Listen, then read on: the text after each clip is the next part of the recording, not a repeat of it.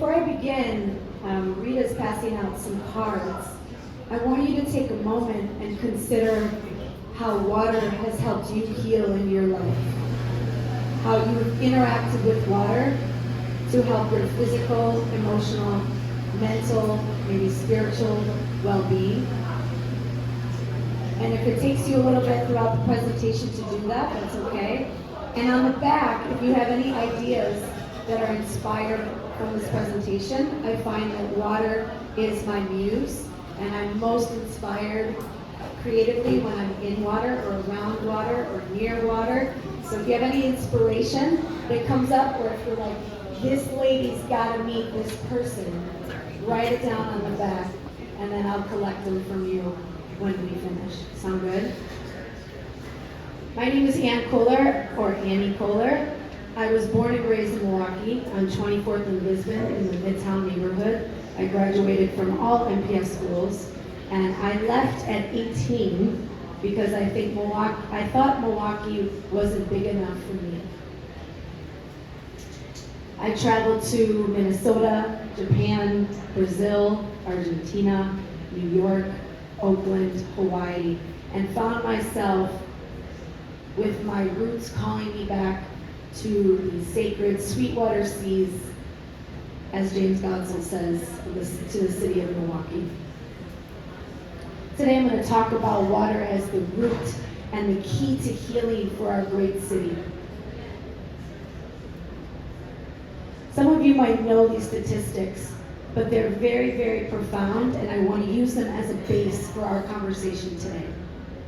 Our world is over 70% water, and over 95% of that water is salt water, non-drinkable.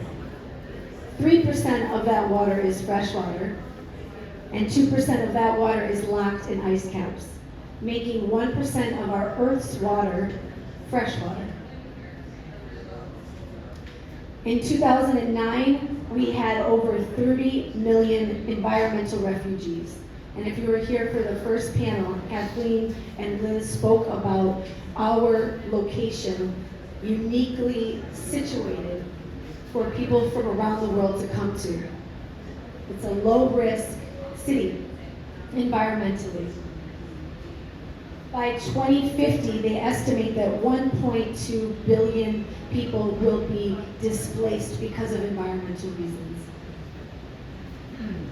Milwaukee, the Potawatomi name for gathering place by the water, the good land. We are the freshwater capital of the world. We are recognized by the UN for over 200 plus water-capable companies that are housed here in Milwaukee. We have 1,400 acres of beaches and parkland adjacent to the water, and Lake Michigan is the 6th largest freshwater lake in the world. We are water.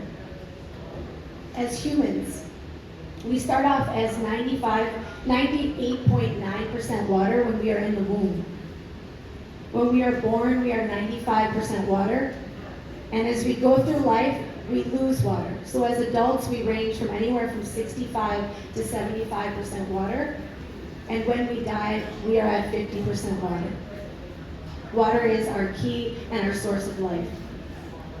Our brains are 83% water. Our hearts are 77% water. Even our bones are 30% water. We are water, literally. Water has memory. So water carries sound, and it carries thought. It copies, repeats, and transports information. So what we intake mentally, what we intake in sound is replicated. It doesn't matter if it's good or bad or negative or positive information.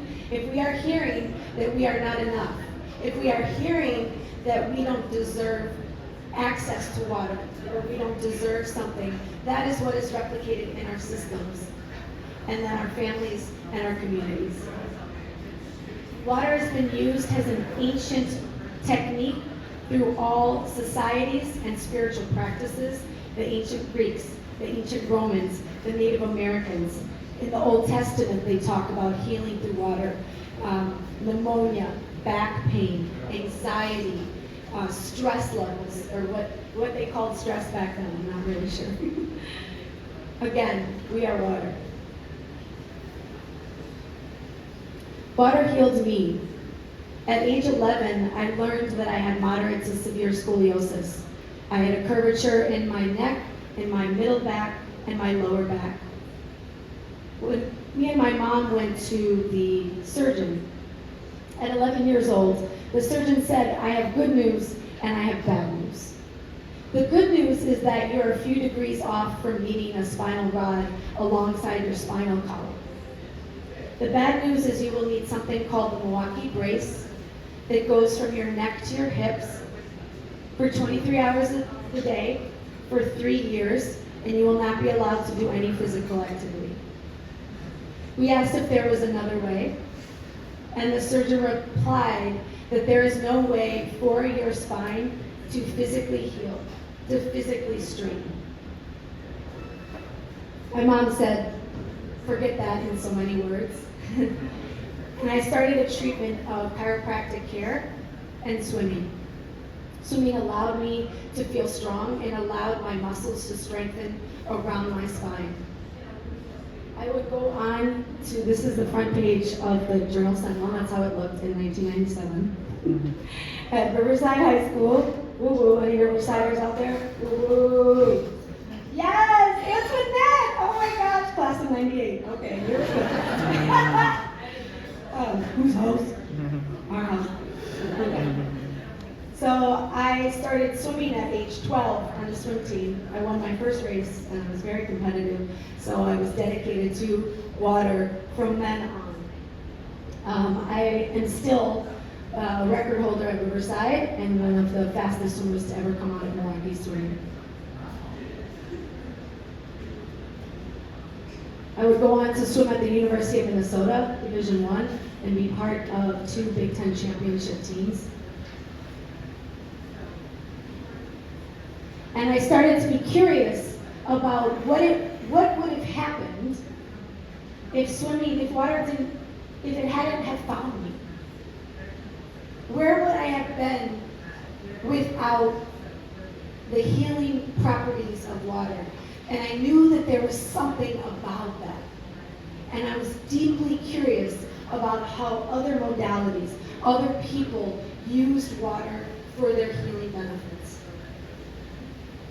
When I lived in New York for 10 years, in the top left-hand corner, I started something really crazy called aquacycling. It was invented by a physical therapist who put bikes in the water, so you'd have a low-impact, regenerative movement of the water wheel and use the resistance for a high cardio, low impact training. I taught mostly women. They're all women classes or all male classes. It was just how things were set up. And what I started to notice is that women began to whisper to me at the end of class, I stopped antidepressants. I've stopped sleeping medication. I had women who were marathon runners and were injured. I had women who were 2 weeks away from giving birth. I had 9-year-old women who could barely walk. And when they got in that 84-degree water, they found their youthful healing well for their bodies and their minds. Right below that, I started to take them off their bikes and explore, could meditating in water catapult the effects of meditation in itself? Meditation is a beautiful thing for the mind, the body, and the spirit, and I wondered if you did it in water, what were the effects of that? And the results were astounding. Again, I feel safe in my body. I feel at home. I feel at peace. I would go on to study flotation when I lived in Oakland. I'm actually a swimmer who's afraid of drowning.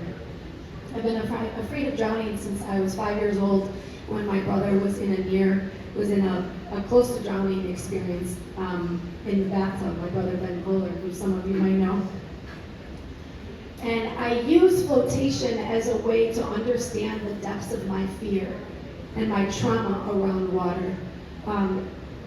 Flotation, if you're not familiar, is 400 or 700 pounds of Epsom salt and 11 inches of water. And it gave me, what it also gave me was the ability not only to deconstruct my fear, but it gave my body shots of magnesium, muscle tension release. I slept better, I felt better. Flotation is just, it's so good in so many ways. I began to study water birthing with Barbara Harper, who is one of the godmothers of water birthing, and with water birth midwives in Portugal, who were fighting their city officials to keep water birthing pools in the hospitals. They had taken them all out, and they were working on a plan to show the benefits of birthing in the water, how it helps bring down pain for mothers, how it helps increase the connection between when babies go from water into water. You can have your whole partnership, your community, your toddlers around you when you birth in water. It is an incredible experience. When my father died in 2011, I started a practice called keening, which is a wailing, weeping, crying to move through grief. And I did it in the shower. I began to lead women's retreats all over the world, most notably in Yalapa, Mexico, about rebirthing. And if you had the opportunity to rebirth yourself, who would you be? And what would that process for you look like? I went back to my alma mater, Riverside. We just completed the second season of the swim team. We went from 5 girls in 2019 to 20 in 2021 to 30 this year in 2022. Yes, please clap. They are all miracles. A third of my team were not confident in the water, and they joined the swim team. Within months, sometimes weeks, they were swimming in competitive races. They know that they are miracles, and they know the power of water. I could show you videos and photos for days. And seeing their connection to each other, and how they come from a day at school and can just give it all to the water, has been a profound learning experience for me about how this city needs water, and we need it fast. In the top right corner, I went to Ischia, an island off the coast of Italy, and I learned what's called Watsu, water shiatsu. It's a water massage that was designed by physical therapists. And it not only gives your body a sense of relief and a sense of joining with the water, it also takes you, I went actually back into the womb of my mother. It gives you an experience of connection with the water and deep, deep awareness of self. There is research after research after research that shows that being in, around, near water helps us mentally, helps us connect further, helps us emotionally, and helps us physically.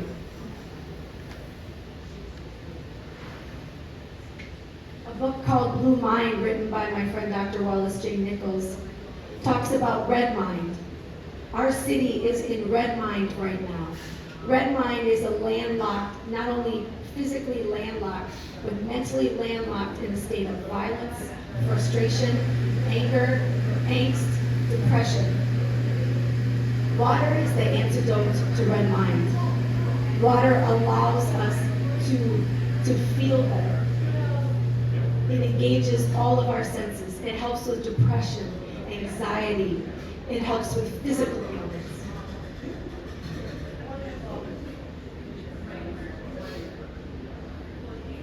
In our great city of Milwaukee, where we have major lakes, where we have 1 major lake and 2 major rivers, the accessibility to water and to pools is actually in jeopardy. And if this statistic is true, that 10% of, if you don't learn how to swim by the age of 9, then you have a 10% chance of ever learning how to swim.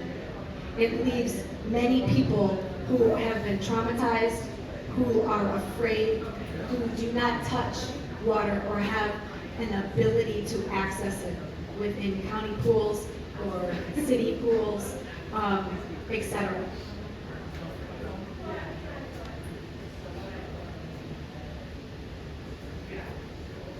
The Center for Disease Control and Prevention talks about water helping people with fibromyalgia, diabetes. It decreases anxiety, depression, and pain. It helps mental and physical health of mothers and their unborn children. It creates family connections, community connections.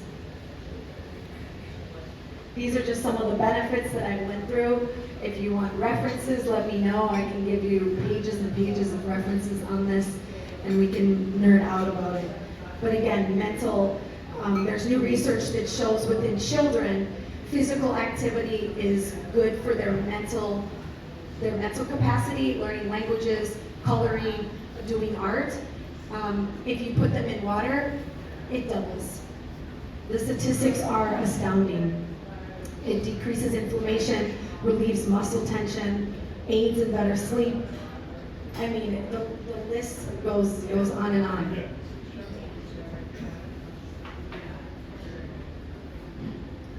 The European Union in 2016 put out a project called Blue Health. So they've been doing research about the impacts of cities that do not plan around water, that do not utilize water, not as just a physical resource it's nice to see or it's nice to have waterways to walk on, but if we don't use it for mental health.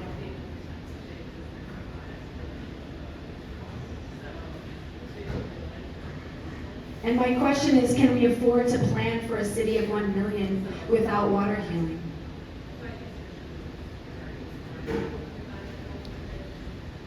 This is my big crazy idea that keeps me up at night and drives me. I want to create a world-renowned, state-of-the-art aquatic healing center here in Milwaukee. And my preference that it would be in the heart of the city where I grew up in the Midtown neighborhood. This center would be a center of learning about water, about birthing in water, floating in water, healing in water, cold water, treatments, saunas, steam. This is the oasis that Kubala Washako has been so kind to help me start to think through. And even if this center never comes to be, maybe parts of it can within all of us, or partners that you might know. Could we do a water meditation in a MPS Milwaukee rec pool? Could we do a flotation class at a county park? The possibilities are endless. I welcome you to write on those cards. Talk to me about our great city and creating a sustainable, peaceful, connected, and healthy city with water. Because we are water. Can we all say that together? We are water. We are water. Well, that made my day. Thank you so much. I appreciate all of you for coming, and have a beautiful day. Come talk to me.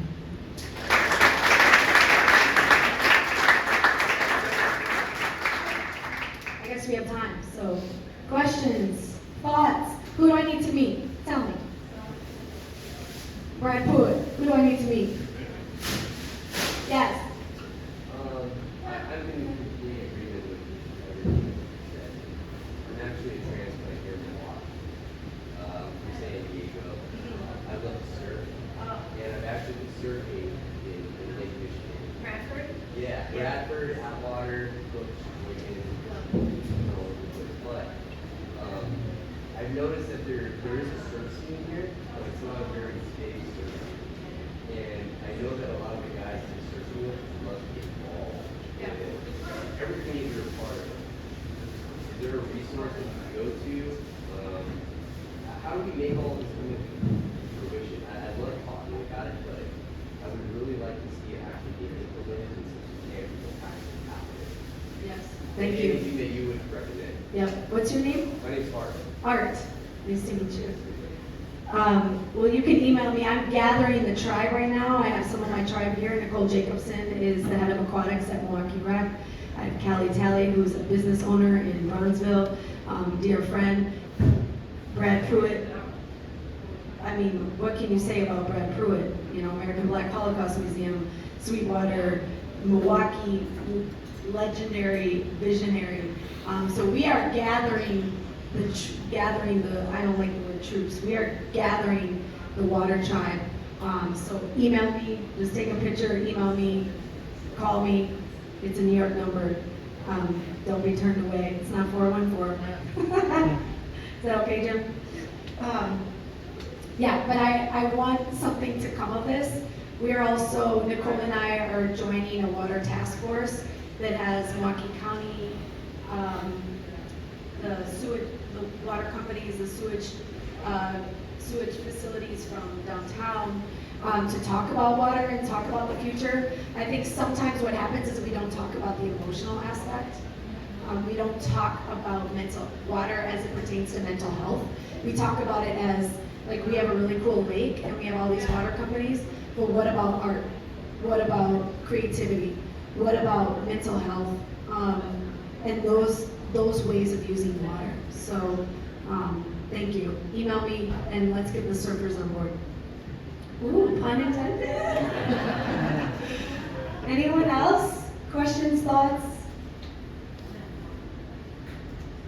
Thanks again. We are water.